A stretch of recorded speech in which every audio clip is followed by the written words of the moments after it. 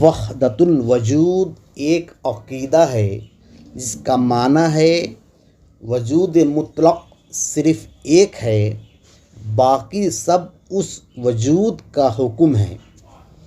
کسی چیز کی وجود تب تک ہے جب اس میں روح باقی ہے، اور روح حکم ہے۔ روح وجود نہیں ہے۔ ہر چیز کی حقیقت اس کی روح ہے۔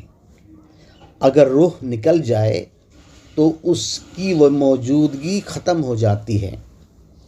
انسان کو انسان تب تک کہا جاتا ہے جب تک اس میں روح باقی ہے۔